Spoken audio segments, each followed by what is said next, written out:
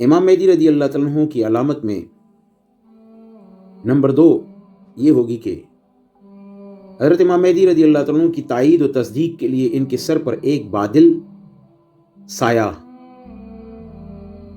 फगन होगा, जिसमें से एक मुनादी की ये आवाज़ आ रही होगी, हाज़ल महदी खलीफतुल्लाह फत्तबिऊहु, ये अल्लाह के खलीफा मेहदी हैं, लिहाजा इनकी इत्तिबा करो। यानी ये आवाज़ मुनादी की उस बादल से, साए से जो है आएगी, और इस बादल में से एक हाथ निकलेगा जो कि इमाम मेहदी की तरफ इशारा करेगा कि यही मेहदी हैं, इनकी बैत करो। अल्लाह अकबर।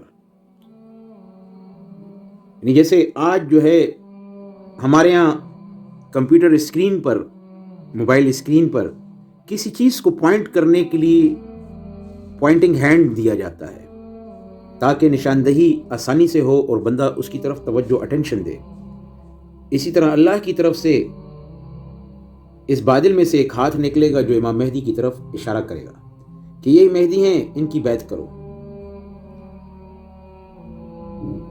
और किताबुल फितन में इसी से मुताल्लिक एक रिवायत के अल्फाज यूं हैं कि आसमान से निदा इसी तरह आएगी, अलैकुम बिफला व ततलो कफ तशीर, तुम पर फलां की इत्तिबा लाजिम है और इसकी निशानदही के लिए एक हाथ जाहिर होगा जो इनकी तरफ इशारा करता होगा।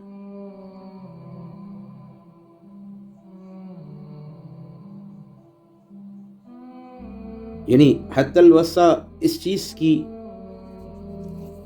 निशानदही की जाएगी ताकि ईमान वाले मेहदी को पहचान लें, हज़रत इमाम मेहदी रदी अल्लाह तआला अन्हु को पहचान लें। एक रिवायत में आता है कि इमाम मेहदी के सर पर बादल की तरह एक फरिश्ता होगा जो ये निदा करता होगा कि अल्लाह के खलीफा मेहदी हैं, लिहाजा इनकी बात सुनो और इसकी इताअत करो। अफसोस होगा उन लोगों पर जो कि सुन के समझ के तब भी जो है ना हक की तरफ माइल व काइल नहीं होंगे।